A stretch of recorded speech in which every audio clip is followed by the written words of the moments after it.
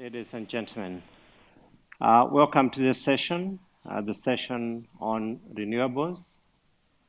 The format of this session is that I'll make a few opening remarks just to set the scene, and then I have a panel of 7 prominent renewables people from Africa who will then give us their views on the opportunities in Africa. I will then open it up to you for a few questions or comments, and hopefully we can be able to wrap it up within the hour. And so just to set the stage, I'll give you a few statistics, some of which perhaps you are very much aware, but I think it's always good for us to remind ourselves of some of these things. Africa is an energy deficient continent. That goes without saying. Most of you know that. The per capita electric energy consumption across Africa is only 150 kilowatt hours per year, compared with Europe, which is 5,391 kilowatt hours, USA 12,077, and China, which is 4,310. Ironically, 1.2 billion people in the world with no access to electricity. 50% of these are residents in Africa. And yet, Africa is endowed with huge amounts of renewable natural resources for power generation. But as we all know, resources do not always translate into opportunities, and opportunities do not always translate into projects. Let's just look at a few of the resources that we have across Africa, just to set the scene. It is estimated that the hydro capacity potential for Africa is 283 gigawatts, but only 10% has been exploited. In terms of solar, Africa's photovoltaic potential is huge, and few areas in the world have such consistently excellent solar irradiation resources. Most of the areas in Africa enjoy more than 320 days of bright sunshine per year. And in the capitals of African countries, irradiation ranges between 1,750 and 2,500 kilowatt hours per square meter per year. In total, 39 African countries have a solar resource that exceeds 2,000 kilowatt hours per square meter per year. The total potential of solar power generation in Africa far exceeds demand today and in the foreseeable future. Today's 352 terawatt hour requirement for Africa would require 200 gigawatts of solar that would occupy only 7,000 square kilometers of land, or a mere 0.02% of the over 30 million square kilometers that comprise the African land mass. Yet, by 2013, we only had 500 megawatts of installed solar capacity. In 2014, this jumped to 1,330 megawatts. And in 2015, it rose to 2,100 megawatts. And most of this growth was in South Africa, driven by their Renewable Energy Independent Power Producers Program.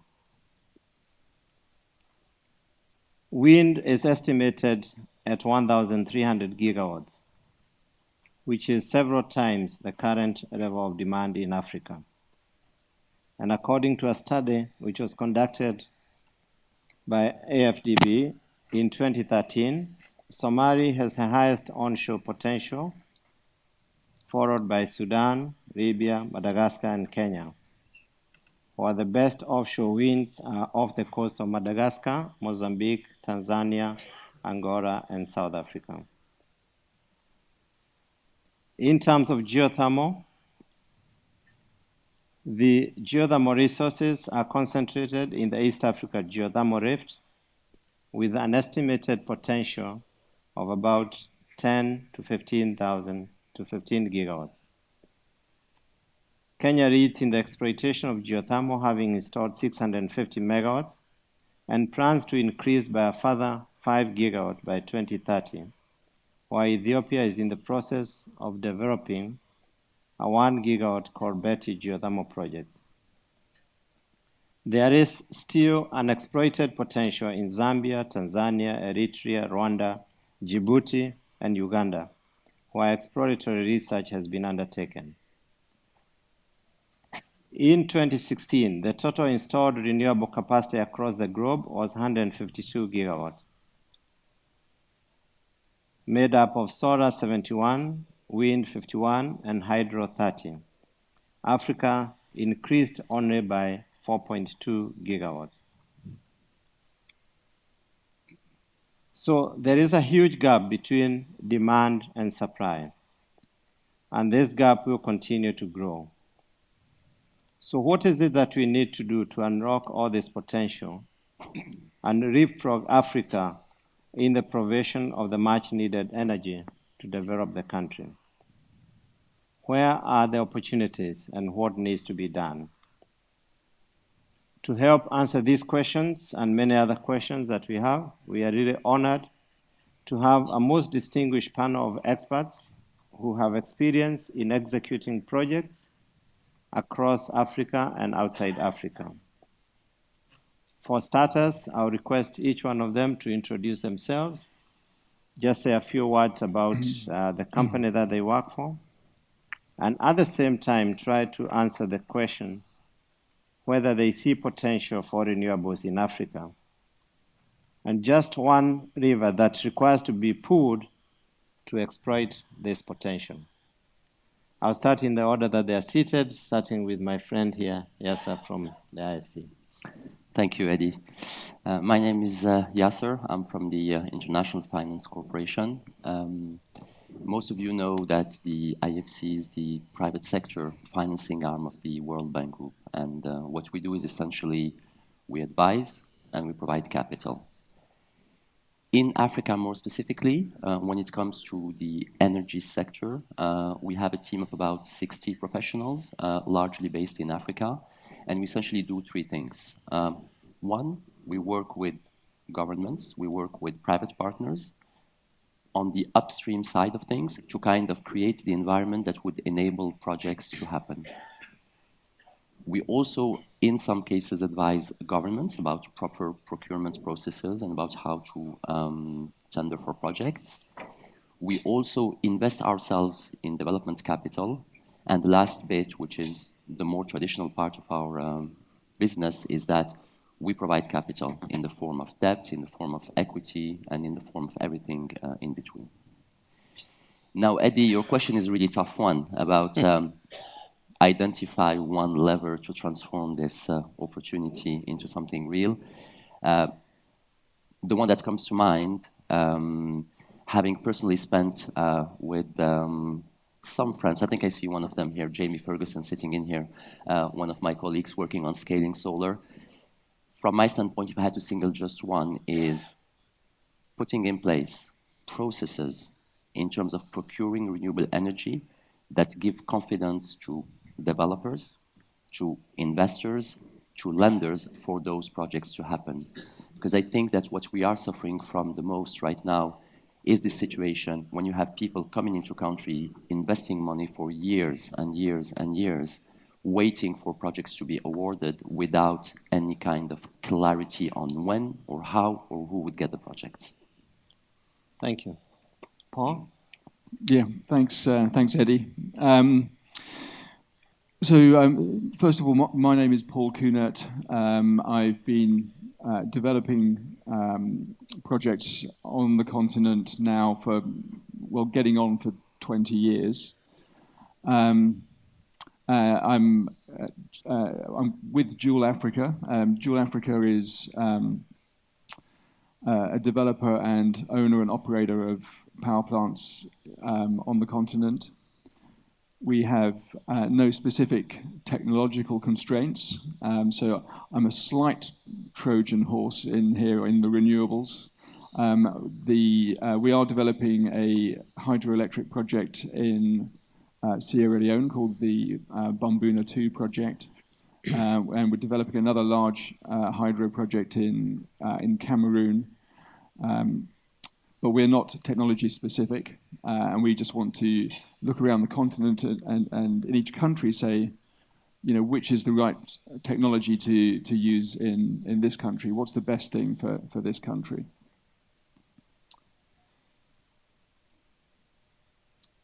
Yeah, it is a difficult question to say just one lever. There are lots of levers one needs to pull. I suppose my experience looking back over the last 20 years would be to say, if there's one thing that really holds up projects getting done, it's around the credit standing of utilities. And there's just an awful lot of heat and light that gets produced around trying to fix that issue without fixing it. So the thing that needs to really be fixed, in my experience, is to have tariffs rise to reflect the genuine costs of generation, transmission, and distribution. And if that happens, then a lot of the other things we do to try and get around the fact that that a lot of utilities aren't creditworthy goes away or is not needed. And that would be, I think, a huge boost to getting new projects done. Thank you, Paul. I think we'll be revisiting that issue a little later. I'm sure it is an issue which is at the heart of a lot of people as we discuss renewables. Gulnara? Thank you, Eddie. I'm Gulnara Abdulina, heading Africa and Middle East Business Unit for Jinko Solar. So Jinko Solar is the largest PV module maker in the world. We're vertically integrated. We are the cost leader.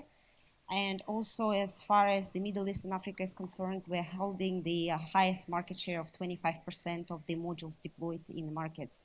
So far, we have presence in over 20 countries across Africa, and we're hoping that actually we'll see a much wider deployment across the continent.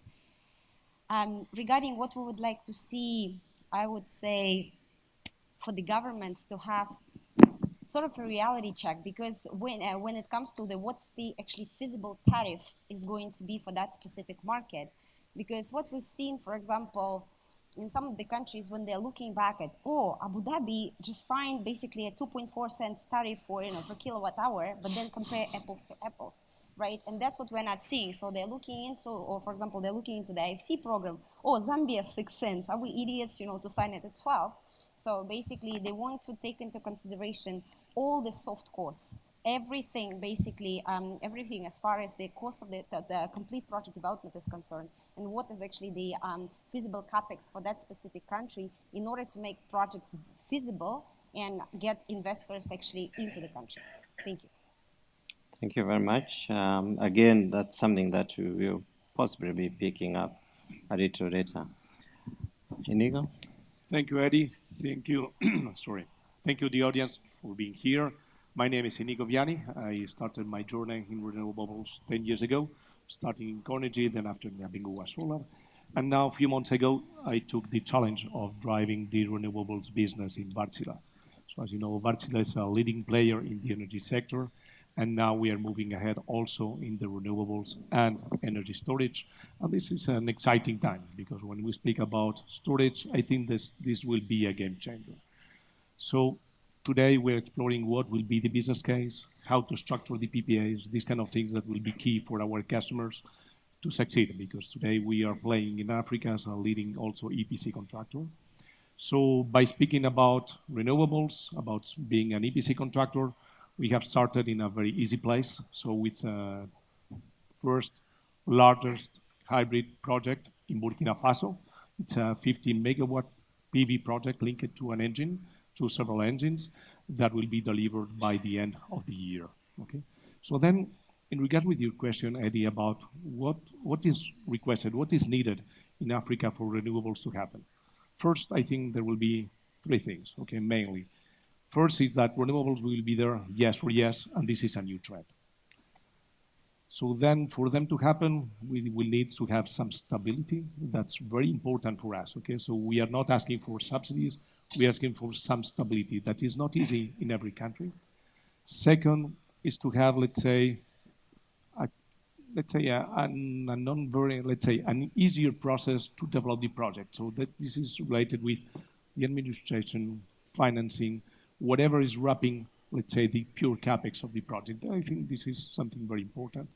And third, and this starts to be very, very important, is, let's say, the regulation, how to structure, for example, this new business that will happen. If we want to, let's say, integrate renewables with, let's say, normal fuel install base, how to do it? Is there any regulation that will allow us in regards with the storage? Exactly the same. So our customers that are developers will need to structure a PPA. So today, storage is something very exciting. When we open a newspaper, everybody's speaking about storage. But then how to land this in a business case, okay? So I think the regulation will help us a lot. When we see how storage is developing in the world, for example, in the States, mostly all the projects are, let's say, financed on balance sheet. So we speak about Africa with, let's say, not very strong grids. I think the storage will be yes or yes again. Thank you. Good. Thank you very much. We move on to Chris. Thanks, Eddie. I'm Chris Johnson, the General Manager globally for Shell New Energies on power and renewables. I suspect Shell as a company probably doesn't need much of an introduction, but Shell New Energies probably does, as we're the youngest part. When the Africa Energy Forum last year, I think we were literally 3 weeks old, New Energies. So the New Energies business is very much Shell beginning to look at the business development activities on a number of areas, from second, third generation biofuels, hydrogen, indeed renewables, but also digital as well. So thinking a little bit about your question, Eddie, about what unlocks renewables. I think one of those things you talked about the potential and looking at the long-term potential there. I think we've heard a bit about some very immediate needs there. But if you're going to get that long-term potential, then a more holistic approach is actually required to energy systems in country. And renewables is only itself is part of the answer. Part of the issue of intermittency, how that fits into the system. And we see some of the challenges of renewables coming on in California and Germany and what that actually means on traditional grids. Africa has a real opportunity to think ahead of what future energy systems actually begin to look like, what the challenges of urbanization actually brings within that. And so actually think about renewables. What else needs to happen? How does transmission, how does distribution fit into that space? And actually not just taking policy around regulation of what's happened in the past, but actually what is the appropriate regulation in future that will really enable the full potential of renewables coming into the system. And then that's a dialogue that needs to start today, and we look forward to being part of that dialogue. Fantastic. Munde? Yes, thank you, Mr. Chairman. I'm Mundir Zniber, CEO of Gaia Energy. Gaia Energy is a Moroccan company. So we started in Morocco in 2009, and we do greenfield, large-scale renewable energy development in 9 African countries, with a main focus on wind power. And I think the experience I can share with you is really a greenfield experience in Africa. As a local developer, we are on the ground in 9 countries. We're searching for sites. And to answer to your question, I think the main issues we are facing in countries are quite the same. If we see what we have faced in Morocco, what we have faced in East and West Africa, the first challenge for us, and I'm speaking about large-scale projects, and maybe PV projects are, let's say, more and more standardized in the market. But for other technologies like wind, the first issue we are facing is, let's say, development done on international standards to be financed. This is really a big issue. It needs years, it needs capital. And at the end, we find very few companies that are, let's say, keen to put this money in development. We're speaking about some millions to develop a large-scale project, seriously. So this is the first issue we are facing. The second one is land. We have a problem in land, and it's quite similar from a country to another. We are finding problems because land, most of the time, where there's a good resource, and this is, we need to spend time to find this resource, land is not registered. And we're speaking about big surfaces of land. And this is really a main issue we're facing in a lot of countries, how to register this land to be able to finance the project. And the third one is the bankability of the PPAs that we are negotiating. This is really a major issue, and we are seeing, let's say, a lack of experience and facilities from the financial institutions of the northern countries to adapt to the local realities in Africa. So in terms of guarantees, I think there's really a new model to think of in order to, let's say, push renewable big projects to arise in the African continent. Thank you. Thank you very much. And finally, we have our friend, Honorable Salvador Nabrete.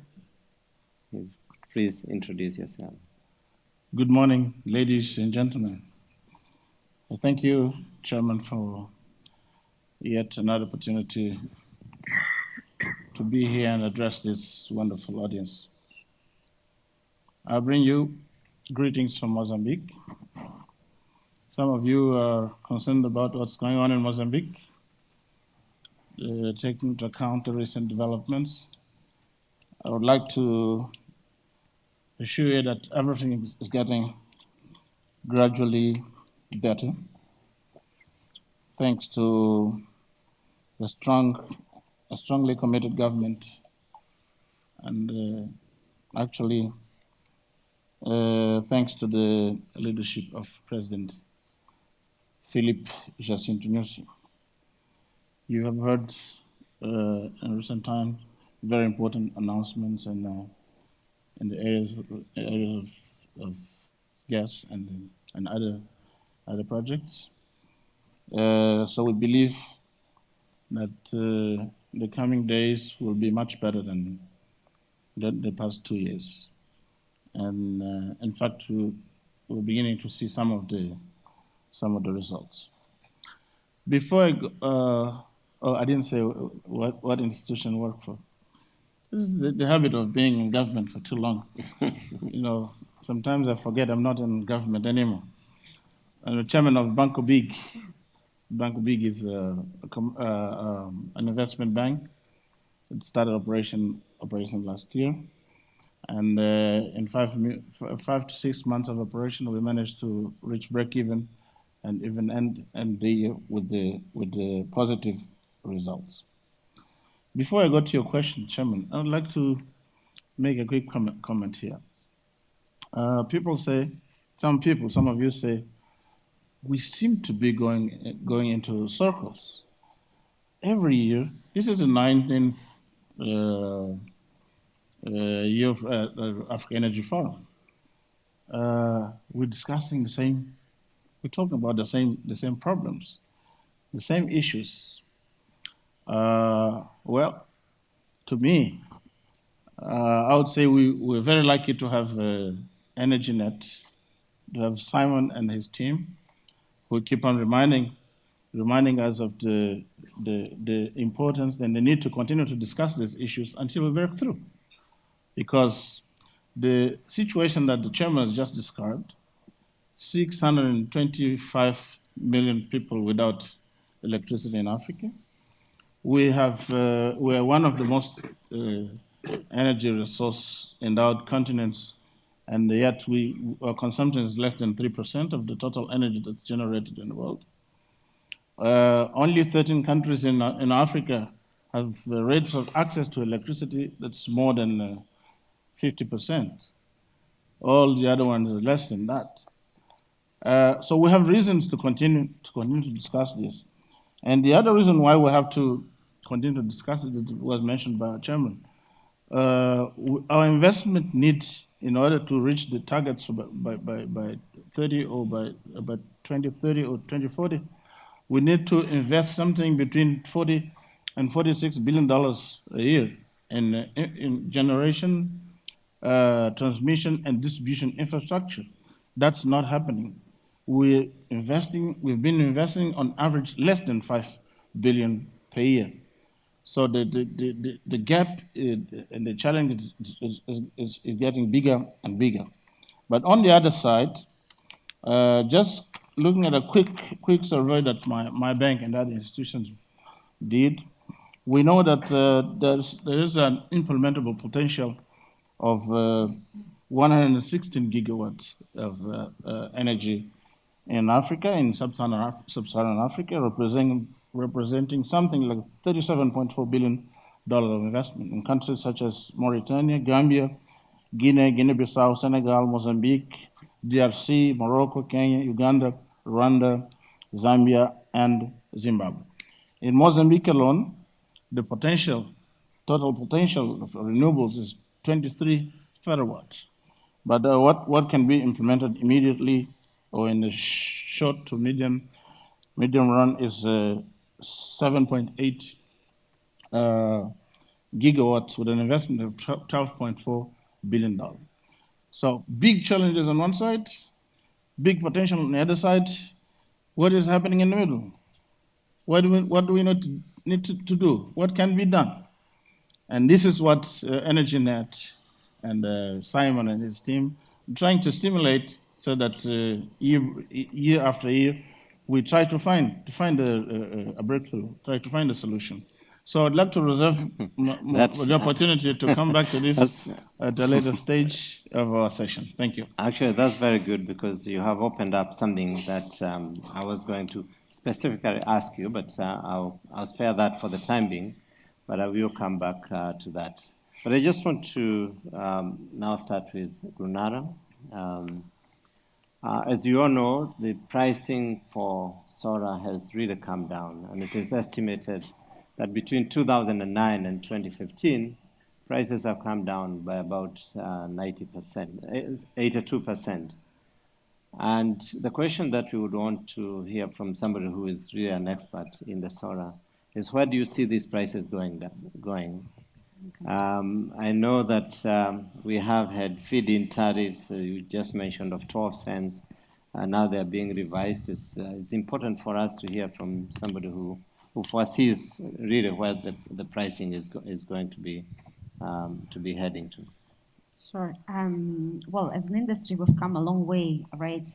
If we're looking, for example, at systems costs back in 2010, on the utility scale, we were looking actually north of $3 per watt, right? And now, basically, for the first time last year, we went under $1 a watt for the systems cost. So basically, it has been a tremendous fall, around 70% fall in terms of the system pricing. And just in the last 2 years, I would say, it was around 25% drop.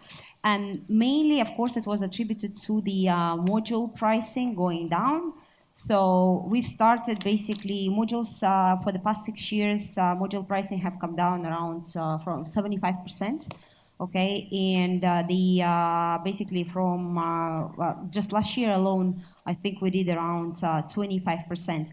Obviously, well, it's going down, but we're pretty much reaching the bottom as far as the cost of modules are concerned. I mean, of course, we will be going down. Of course, probably somewhere in, by the year 2020, the cost of modules will be at around 25 cents, but we need to get there. Okay, because again, it's a very difficult game for us to play in order to keep innovating, okay, gradually, without compromising the costs. Because otherwise, basically, the tenders with the LCOEs in single digits, as we've seen them already in Africa, in other emerging markets, are not going to happen.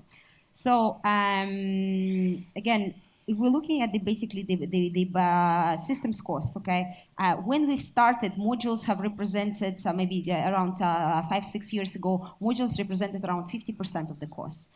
Now we're at around 40%, okay, and probably by 2020 plus, okay, modules will be at basically representing only 30% of the cost.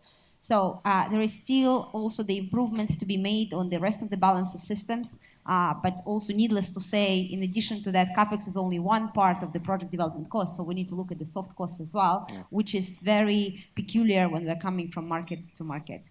And in terms of LCOEs, I just wanted to mention is that also as an industry, we've taken a huge stride, because when the first utility projects, utility scale projects in solar PV and renewables in general started in Africa. It was in South Africa with the REIPP program. In 2011, the tariffs in South Africa were at around 34 US dollar cents per kilowatt hour, right? Now we are, I think, the round 4, which is about to be closed, okay? So we're sitting in it for a while. So it was actually under 10. And the additional round, which was submitted late last year, basically it was at around 9 cents. So that's what we're seeing. We've seen with help of IFC, where they're streamlining everything they could in order to get the project, let's say, viable to the maximum. So we've seen the pricing in Zambia going to 6 to, I think, 7.8 cents in Zambia. So basically, it's happening. But also, what I would like to say is that I would like to give hope. Okay, our Mr. Chairman has given you some numbers regarding irradiation. So we're looking at Africa, where we're sitting at usually average 2,000 kilowatt hours per square meter annually, right? In some of the countries like Namibia or southwest of Egypt, we're actually reaching out to 2,500. And here we have Europe, okay? So it's about what's possible. I'm not making, comparison, but basically what's possible. In Europe, in Germany, for example, we are at around, on average, we're at around 1,000, okay? In UK, even less so. And in May, just 1 month ago, a few weeks ago, basically renewables have made records. I think at midday in Germany on the 1st of May, renewables have accounted for 85% of the total energy production. Oh, wow. And I'm sorry, that was Germany. Germany basically, 85%, and 40% of it was solar. In the UK, end of May, basically, solar has accounted for 25%. The other generation resource which has done better than solar in the UK was gas. So it is possible. Obviously, the investments is needed, but if it has been done in, let's say, sun-deprived Northern Europe, it's by all means will be possible in Africa. So we have a long way to go, but we will get there eventually. Thank you. That's very hopeful note. And I then would want to ask now the minister the question I wanted to ask. Mr. Minister, you have heard what she has said. Compare Africa with Germany, and now 40% of it coming from renewables. And yet, in Africa, we talk about these projects every year. We come here, and we are not really increasing. Is it our planning? Is it our execution? Is it the regulatory frameworks that we don't have? And what is it that we need to do to ensure that we can be able to achieve that potential? Thank you, Chairman. Maybe picking up from where she left off, we started presentation with the issue of pricing and the costs.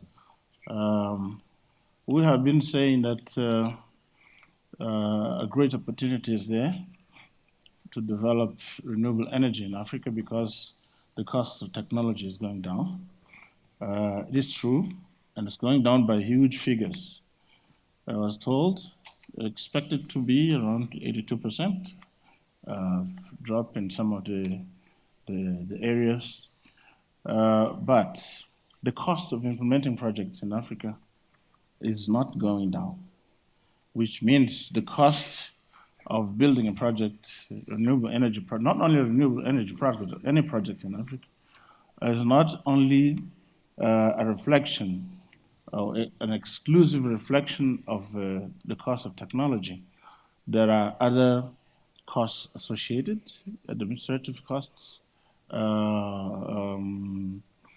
policy implementation costs that need to be looked into.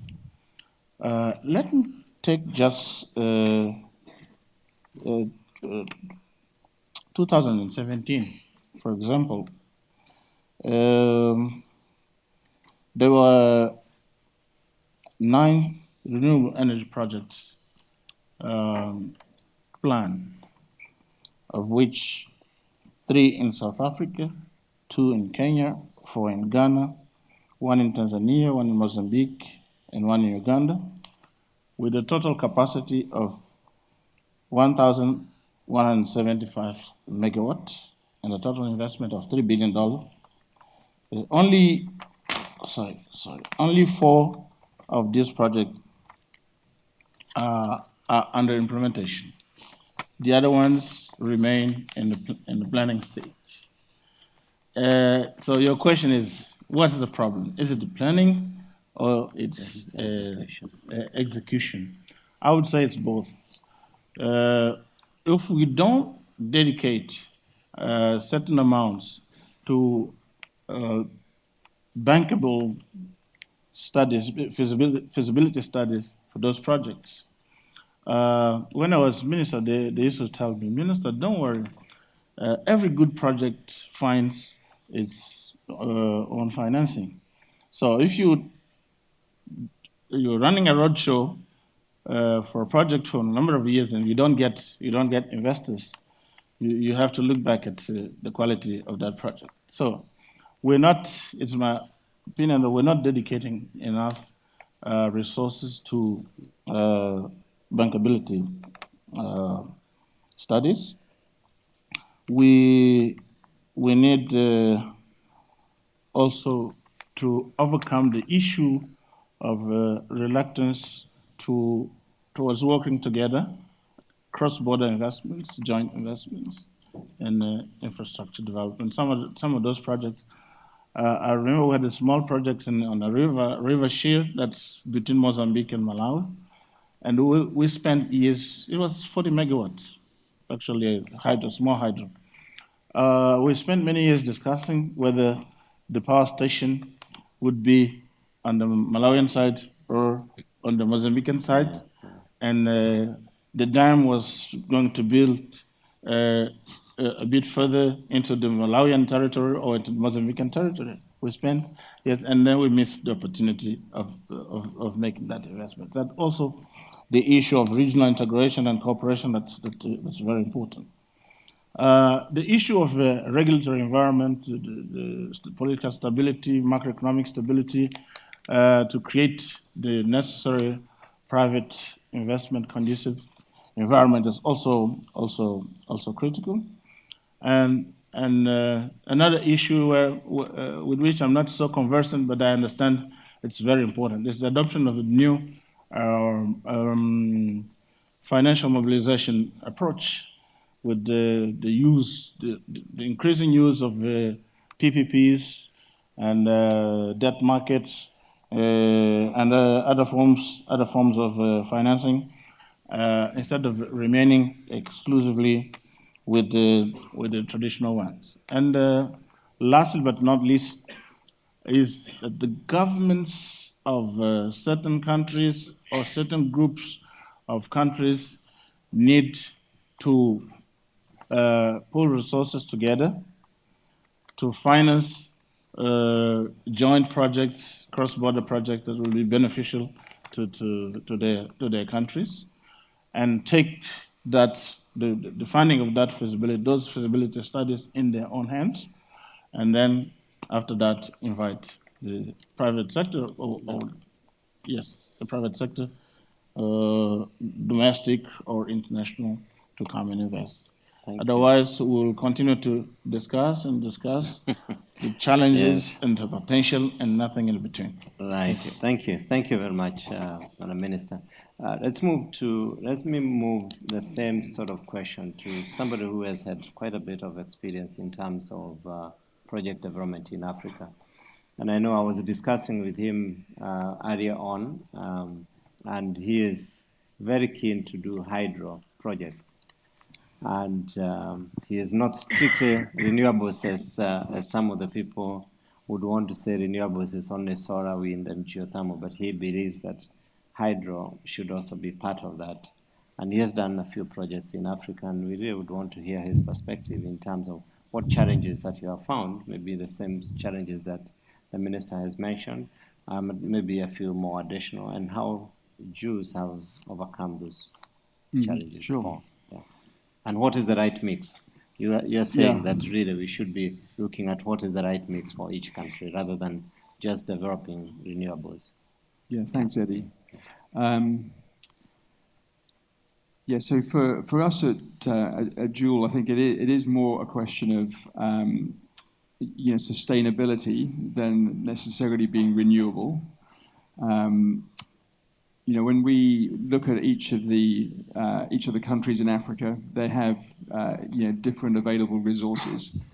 Again, so for us, it's about saying, well, which are the right resources to be developing in any one particular country.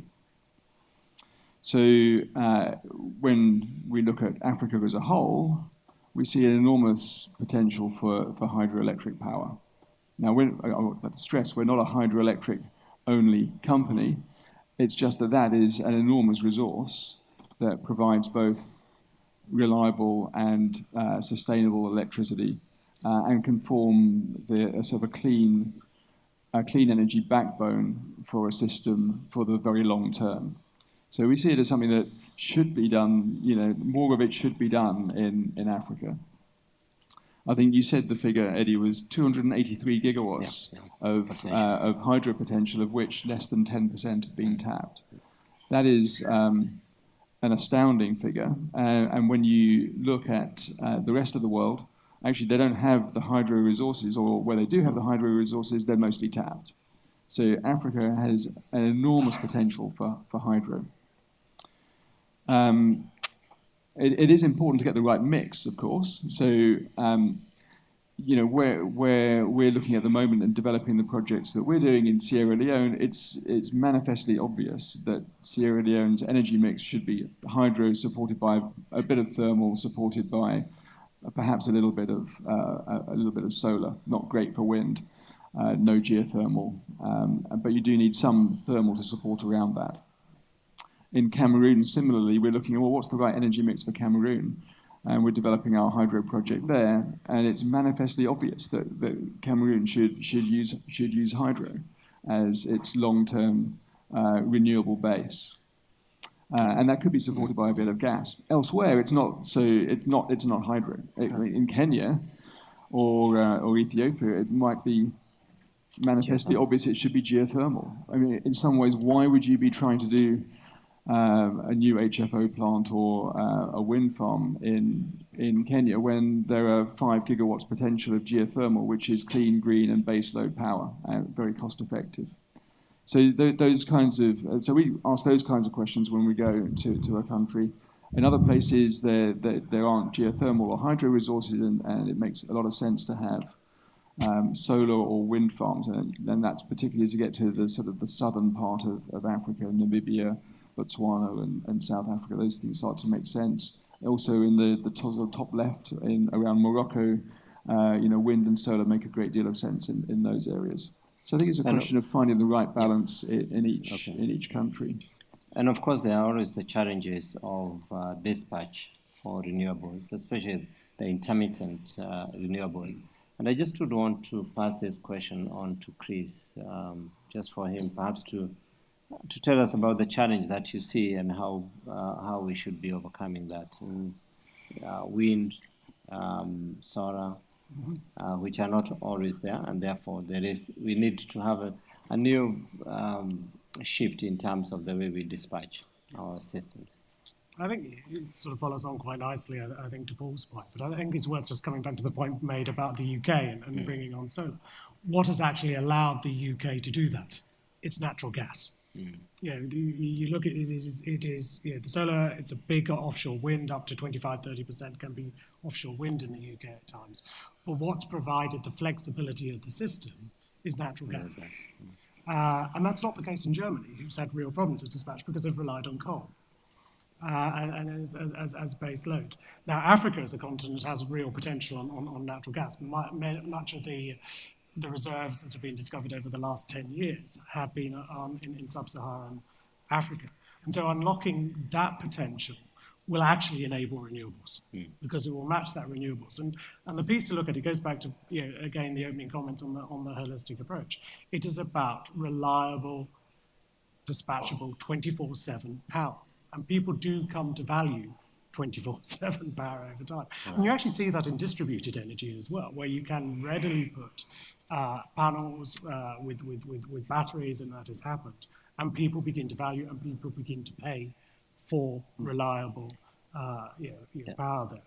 So there's a real opportunity to begin to think back more to the energy system and how that actually comes together, not just think about delivery of discrete pieces of the infrastructure. It's quite interesting. A country which has had some real challenges and facing some real challenges at the moment on the balance of grid is Australia, in the likes of Queensland and Victoria states. And actually, even just this week, they've come out to say, actually, we don't want to bid on solar or just a bid on wind. What we want is a bid on reliable power. And that is a hybrid potential solution of solar. It could be with wind. Morocco was touched on. One of Morocco's key advantages is the balance. The wind is very predictable in Morocco, and it builds up in the evening. It takes off that evening peak. So actually, you can have a very high penetration of renewables in that country. So beginning to think about renewables at a system level, beginning to think actually how you might tender for projects instead of just going and say, we want a chunk of solar, we want a chunk of wind, to say, actually, we want this load profile on power, begins to actually open up some of those opportunities. And we shouldn't lose sight of the fact that actually much of the investment that is required, if you take a straight traditional view, if you say where McKinsey's were in the report in Africa, which is widely quoted, which I think was 2015, 40% of the investment is around transmission and distribution costs. And actually, that's a much harder one to finance and the roles. But actually, again, thinking where distributed energy plays into that mix, it all becomes part of that planning, which actually enables that. And that's why I made that point about that long-term success of renewables. Is going to take a different approach on renewables, recognizing storage will come, but gas is actually one of the key opportunities. And I'll leave one quote. The same year, the Africa Progress Panel says, everyone tells us it's all about renewables.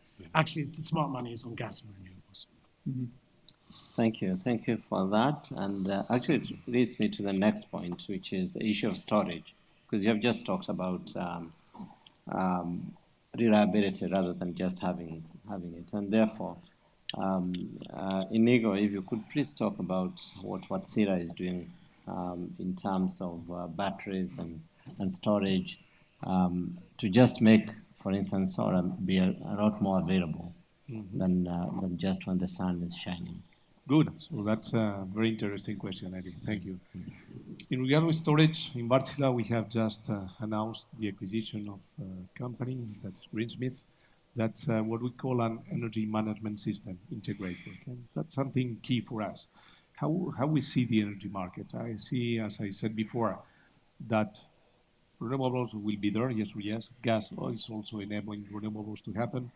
And somewhere, if we want to start, let's say, thinking about what is the benefit that renewables will bring to these kind of countries, we have two things. And one and foremost is to have reliability on the grid.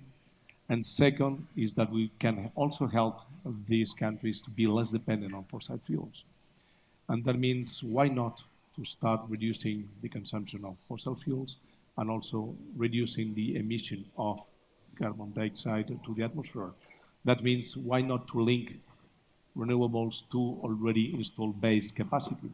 And for this to happen, if we want to do it, let's say, for example, with only PV, we can reach a congestion factor of 20 to 25%, nothing more.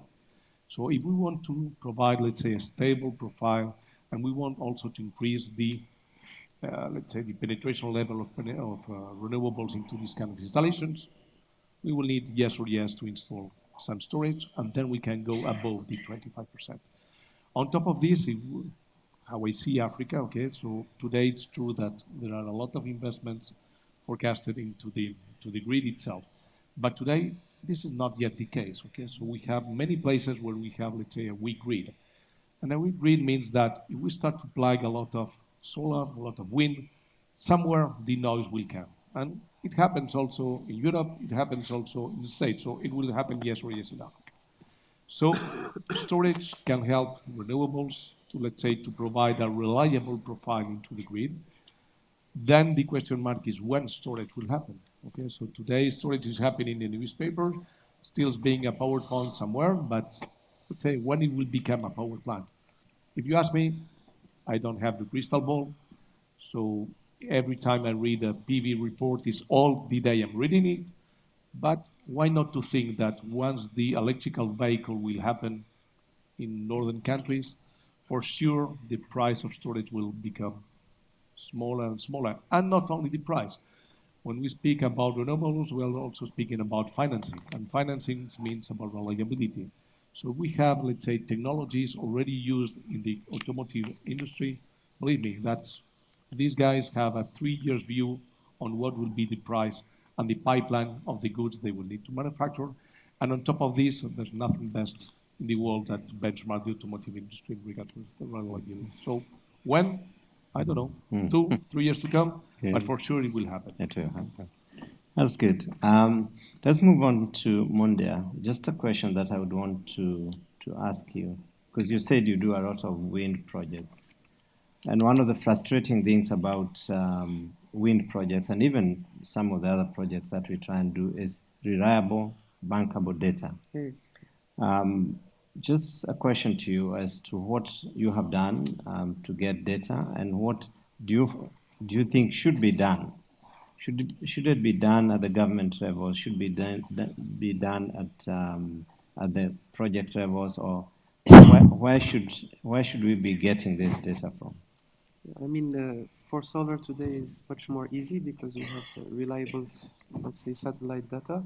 But for wind, of course, I mean, very accurate data is the key point. So in order to do it, you need reliable measurement systems. And in order to implement them, you need to invest in, let's say, technology and mass that will be able to measure the wind correctly. And we are seeing really a big lack on that point in all the countries we are working in. And it's really key. You need it's the key point to assess your project. And it has to be done properly also. So sometimes it's done, let's say, very quickly without, let's say, enough planning. And we get sometimes some wind atlases that are, let's say, incorrect. So I think it needs some investments at the government level, because we as an investor, when we come to a country, we need to put much more efforts in terms of investments, in terms of prospection, in order to find sites, because we start from zero. We try to cross satellite data with local, let's say, signs on the ground to be able to assess, and we take a lot of risk, because in order to find 2 reliable sites, maybe we have to study 10. So it's quite difficult, it's quite challenging. Sometimes we spend 2-3 years in a country just to find 2 reliable sites. So I think, yeah, measurement is really a key point. We need to study the resource very seriously in order to have a very precise assessment in the country.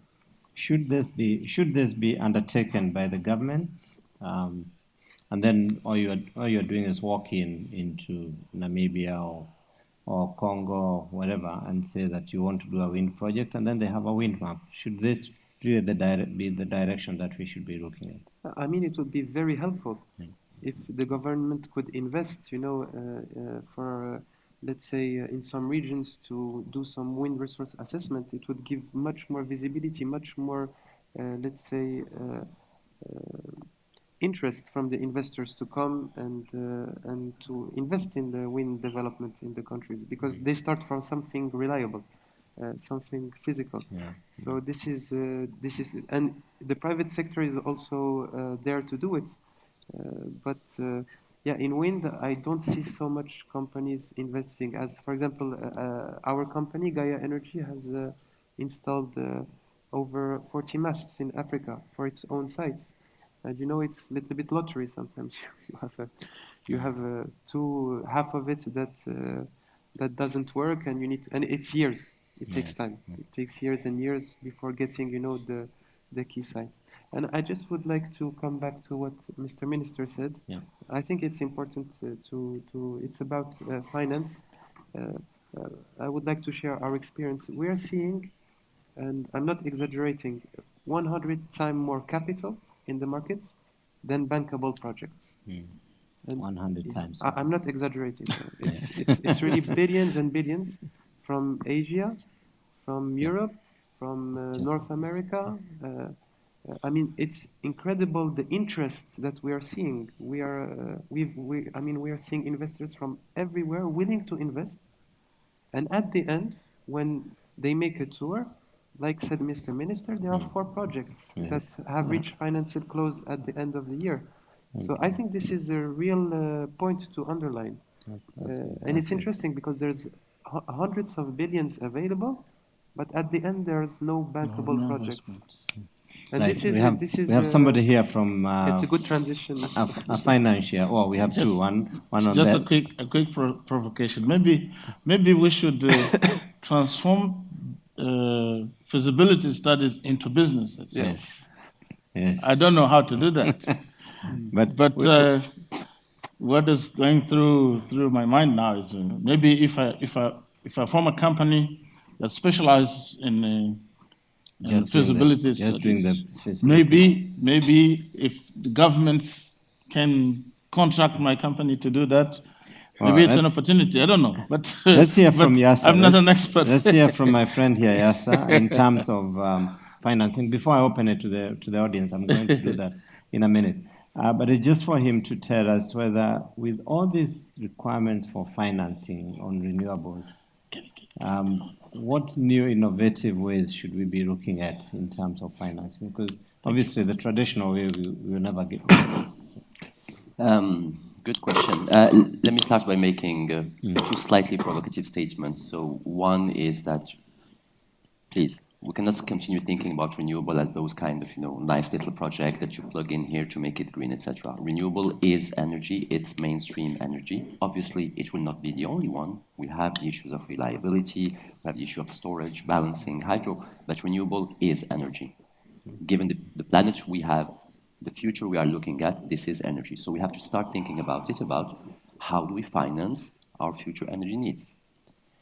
The second slightly provocative statement is, frankly, Mundir just said it. I mean, the least of our problems at IFC right now is finding financing. It's the least of our problems, be it on the equity side. I think that there's probably more than 20 private equity funds that we know of, that we have been discussing with, who struggle to invest the money that they have raised from investors and are barely hitting utilization rates of 10, 20, 25%. There is not a single project that we have financed in Africa in recent years. And we do some pretty hardcore stuff, really. I mean, just a couple of days ago, we just closed our first project in Mozambique, solar PV project, 40 megawatts. Most of you know that Mozambique is going through some tough times from a macroeconomic standpoint. Yes, things are getting better, but we do some pretty hardcore stuff. And even for the pretty hardcore stuff, we have no problem financing those projects. Most of our projects on the financing side or on the debt side are subscribed by a factor of 2 or 3, and this is up to the $1 billion plus project. Paul knows we've done some also difficult projects in difficult circumstances in a number of those countries. So financing is not necessarily the big constraint right now. The constraint remains, indeed, the issue of predictability for investors. So a lot of people want to invest into Africa. We expect this trend to continue massively in the future. The question is really how to unlock this thing. Now, to answer nonetheless your question, Eddie, where is the money going to come from? So the first place the money is going to come from is it's going to come from African citizens, okay? They are coming to come from African citizens because they're willing to pay for the energy. They're willing to pay for the energy. I think most of you know that the cost of not having power or energy is way higher than the cost of energy. You can talk to me about anything at 20, 25, 30 cents. We know that the poorest of the poor today are paying in excess of 50 cents per equivalent kilowatt hour because they have to procure that energy through other sources. It can be anything, biomass, wood, kerosene, whatever, but they are paying for it. So the citizens are willing to pay for it, and this is hinting on, I think, a couple of issues that all of us touched on, which is the bankability of the sectors. you cannot mobilize capital into something which is financially unsustainable. So the utilities, the energy sectors as a whole have to get bankable, which means that you have to cut the waste, yes, but essentially you have to commit. You have to commit to having tariffs that are cost reflective. People, it's not magical. That's how you know we have reliable power in, I don't know, Morocco. I see here Mr. Nakouch. This is how we have reliable power in the UK, in Australia, in the US, in Latin America. Every year tariffs are upgraded and we ensure that there is cost recovery in the system. So citizens will pay. The second other pools of capital is obviously what we call traditional development finance. There's plenty of it. It's true that this in itself is not sufficient, but I can tell you that there's quite a lot happening in the background where right now, I'll be short, most of the leading development agencies right now are focusing their efforts on Africa. So you have a kind of a channeling of resources into Africa. So expect to see more of those flows going into Africa, especially to fix stuff like transmission and distribution, the stuff that has to be public right now, or investing in geothermal exploration or wind site mapping or things like that. The third thing is obviously private capital, and it will come in two forms. International financial capital, a lot of these distinguished investors in here, people such as ourselves, but also, and more increasingly, what we are still seeing is domestic capital markets. There's quite a lot of interesting things happening right now in terms of capital markets development in the region. Kenya has been one of the leaders. We know that, for example, KPLC gets quite a lot of its financing from commercial banks. This is also the case in some other countries in South Africa, for example. South Africa's Renewable IPP program has been largely financed by local banks, but what we are seeing right now is the next generation. Pension funds, we're seeing also tapping into the local long-term savings and bonds market, and all of that will come into play quite nicely. But on one condition, that the conditions for safe investment will happen. The last point I'm mentioning, just for the audience, for you to get a sense of, is that what people like ourselves and a number of people are thinking of are really, moving from the pure financing, since there is a lot of financing pools of capital available, to kind of guaranteeing or mitigating the risk for the providers of those capital. And so the interest for all of you here in the room is that this will provide, a leverage effect, which is quite important, because instead of us, IFC, providing, 1 billion, we can guarantee for 1 billion, 10 or 15 or 20 billion. There's a lot of people thinking about that right now, and it's a fairly hot topic in international finance at present. Stay tuned. You'll hear more on this in the coming months. Thank you. Thank you very much. I do apologize. We have taken a little longer than we expected, but we have time for a few questions. So I would want to open it to the audience. Please, there's microphones going round, and please just state your name and the organization. And either the question generally or specific to you.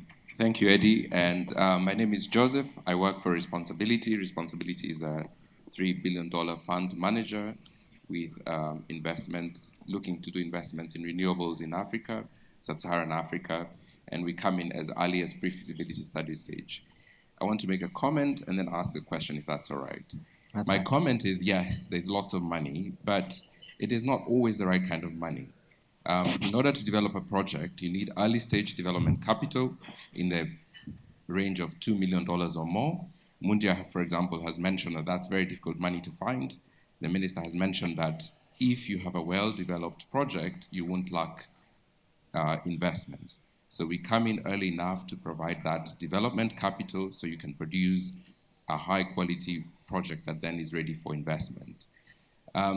My question is, quite concretely, the topic for today is opportunities. So we had an earlier panel, South Africa, where they mentioned that they are at overcapacity. Kenya, Uganda, Rwanda are all at overcapacity. Could each of you, if the chairman allows, tell me one country where they see opportunities where the ingredients are just right? What do I mean by ingredients? The right policy framework, whether it's a feed-in tariff policy or a tender policy.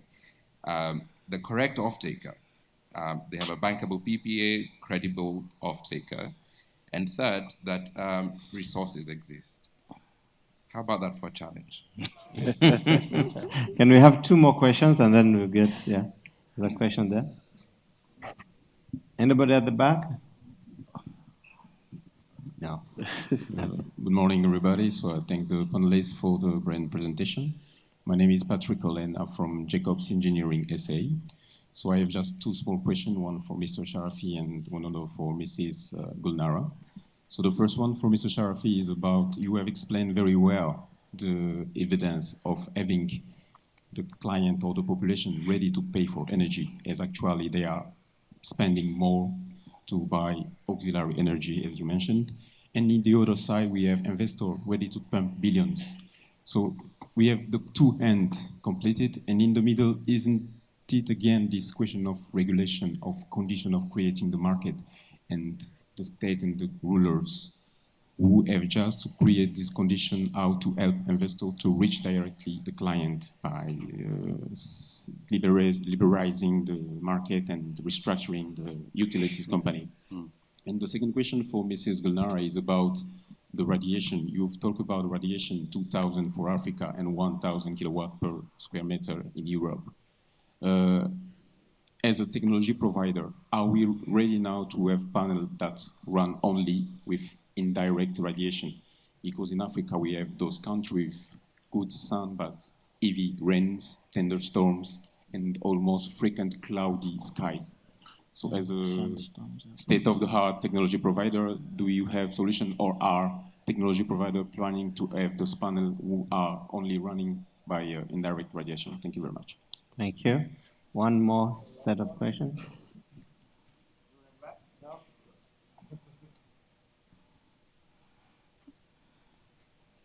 My question really is to ask maybe IFC if anyone could provide money, because what is clear is the utilities need to be reformed in order for them to be bankable.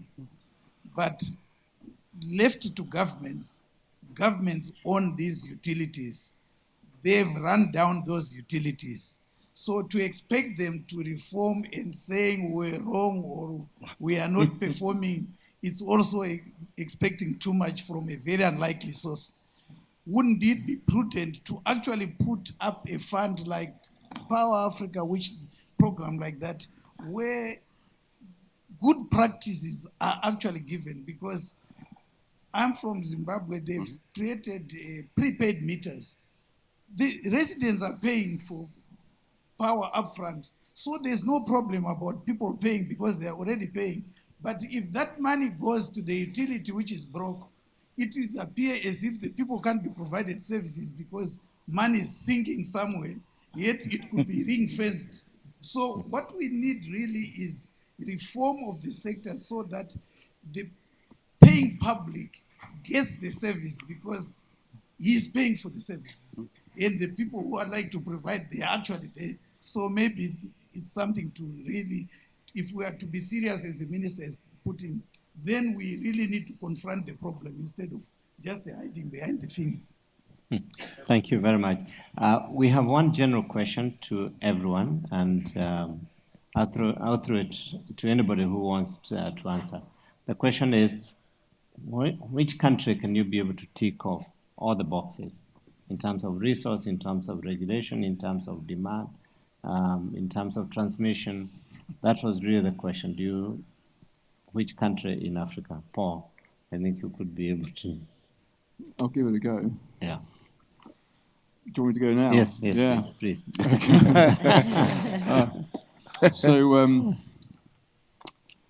It was. I think the question was: is there any country? Yes. Is that your question? Tick off all the boxes. Or you just wanted me to tick off all the ones that have got all those things? Right? Yeah. So how to frame the answer really? When the answer really is kind of no, there is no country I think which ticks all those boxes. I think there are some of the. But that's not very diplomatic, is it? So I shouldn't have said that. But some countries are better than others. So let's think about the ones that are better than others. I've got to say, Kenya has done over the years a good job, a better job than most countries on the continent. I'd say, South Africa a little while ago looked like it was going really well, and the renewable energy program, the procurement there was fantastic. Eskom appeared to be going in the direction of cost-reflective tariffs. It doesn't feel so great now. Rwanda is a country where you feel the governance is right. The procurement's been done pretty well. But I'm wondering what the real opportunities are. It's a pretty small country, and the opportunities for someone like Jewel to get involved in are quite limited. Other ones on my sort of semi-tick list, places like Uganda has reasonably cost-reflective tariffs, reasonable procurement, but there's been a bit of a look east to Chinese-funded large-scale projects rather than sort of IPPs. So a little disappointing for a developer like Jewel. So it's a mixed picture. I wish that I could say that there were 5 or 6 countries. Right. That were Mondia, doing do you that. have any? Mondia? Yeah, I think I would say if Mr. knows those countries, I would love to to get the information. But just joking. Yeah, I would like, I think, to speak about Morocco because we didn't speak about it in this panel, and I think it's much ahead compared to what we have seen in Africa, and it's really a good model. It's there's a I mean, it's not because I'm Moroccan, but there's a discrepancy between, let's say, North Africa, Morocco, and the rest, and South Africa. We see big differences, and Morocco, I think, has been really a good example of an accomplishment, really in the sector. We are reaching up to 52% now of renewables in our energetical mix, with a very good, let's say, integration of all the technologies. We have CSP, we have PV, we have wind, we have a lot of hydro. It's 25% hydro, I think, now. And it's a politic that started in the 60s. So it's, I mean, our King Hassan II had a vision years and years ago about how to integrate hydro in the country. So I think it's a country that is a good benchmark today, and it's still growing. I mean, our company is now closing a 200 megawatt wind project. So I mean, the framework is there, the grid is there. It's very stable with gas, also a big part of very stable coal.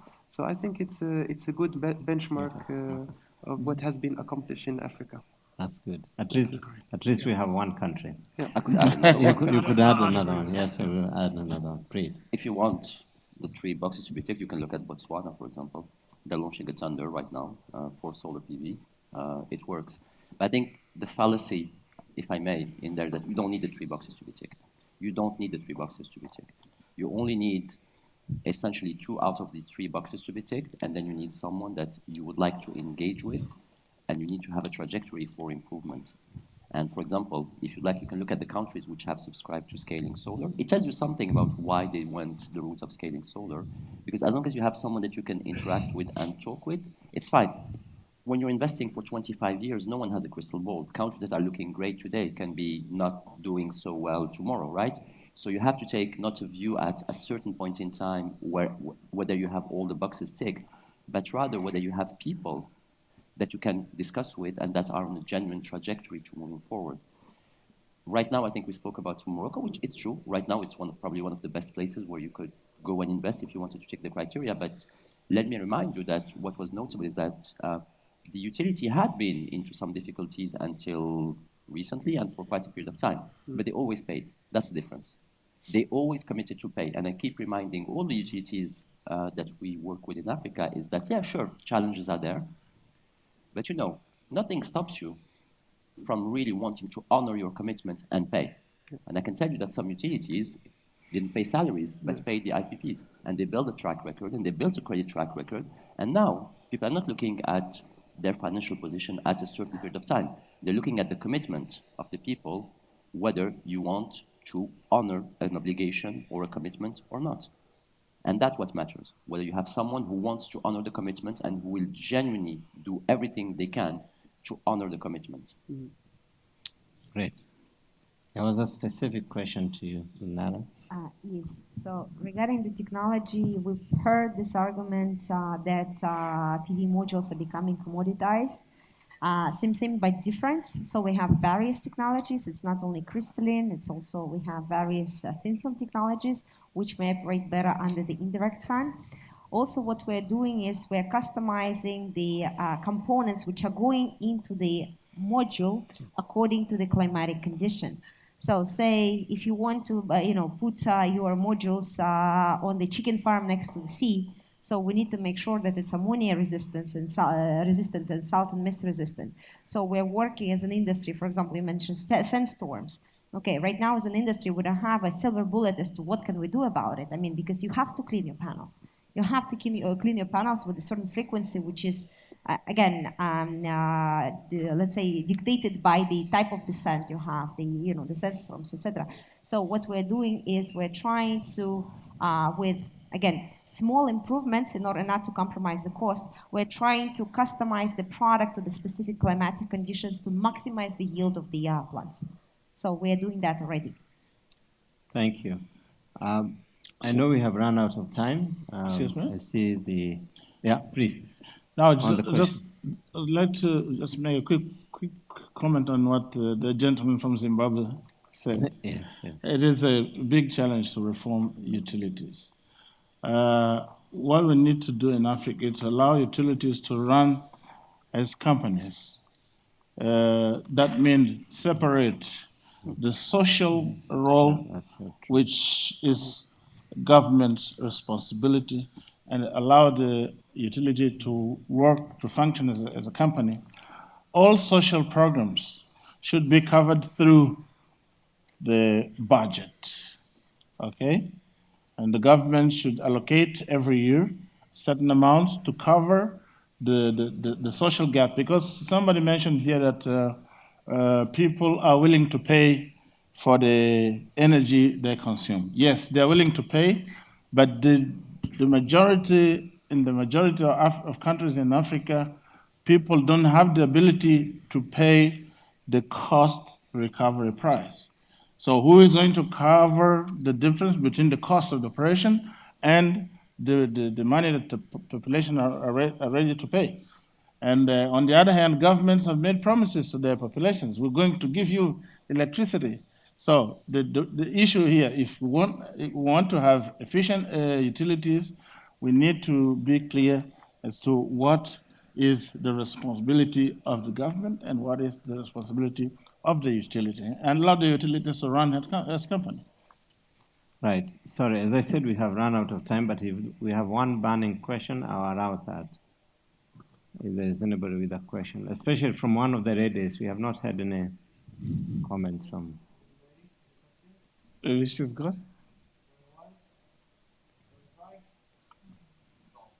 God. Thank you very much, all, and give a big hand to the panel.